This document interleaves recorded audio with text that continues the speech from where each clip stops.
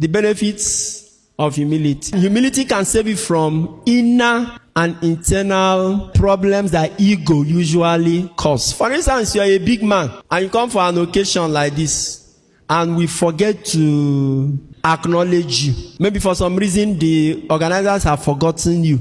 If you are a proud person, you'll be boiling. You even walk out before the event will close out of anger. Why? Because they did not acknowledge you. But if you are a humble person, whether they acknowledge you or not, you have what? Your peace. There are many things we suffer because of our ego. Humility can save you from trouble. In fact, a whole lot of trouble. One day, a farmer that has thousands of chicken, one of his chickens swallowed his diamond. And there were so many, so he didn't know how to tell which one. What was he going to do? So he consulted one wise man. The wise man came. Immediately the wise man stepped into where he kept his chicken. The wise man looked and he saw one chicken by the side. He told the farmer, that is the culprit. Catch it, kill it. You see your diamond. The farmer caught that one, killed it, disemboweled it, and saw the diamond. I looked at the wise man and said, wow, how were you able to tell? And the wise man said, it's very easy. Now, can't you see that it is living or it separated itself from the rest? He said, that is how idiots behave. Once they have money, they will separate themselves from others. Because it has swallowed diamond and it's feeling like a big gate. It separated itself from others. That's how it was caught. How many young men have killed themselves out of pride?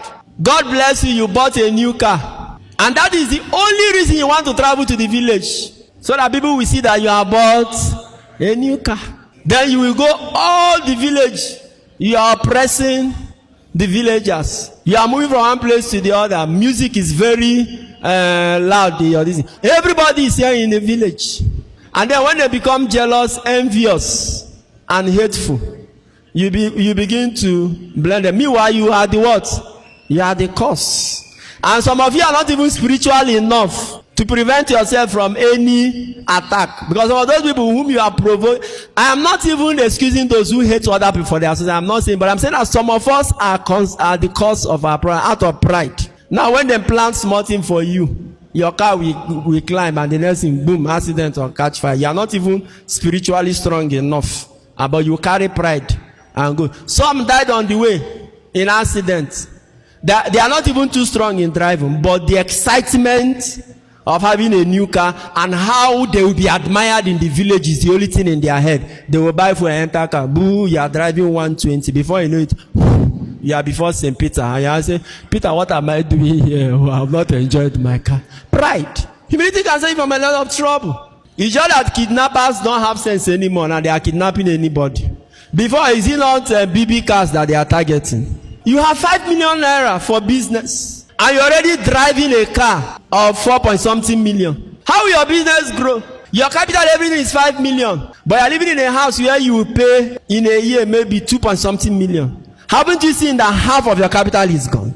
But if you are humble enough to go and start little, you have more for your business and you grow with time. I think it was on news before that Mike Tyson became bankrupt. And it's not only him. Many superstars who counted in millions of dollars. If you convert it to naira, it's billions. And after some years, you are hearing that they are bankrupt. They can't even pay for house rent. What happened? Pride.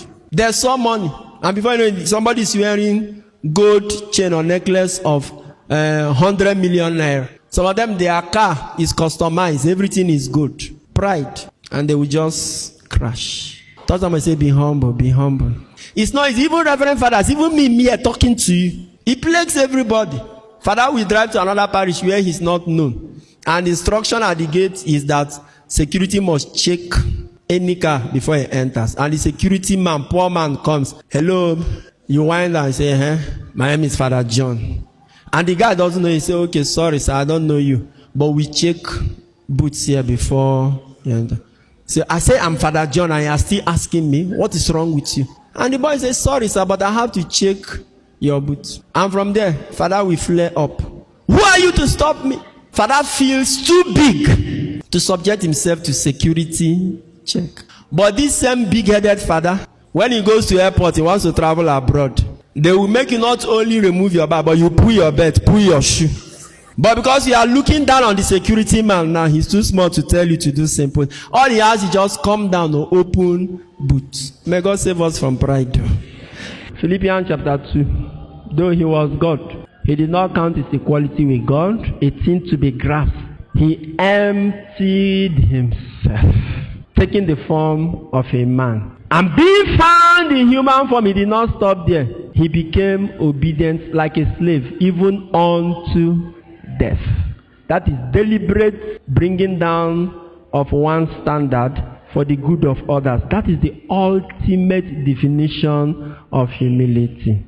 Therefore, God has highly what? Exalted him and given him the name which is above every other name.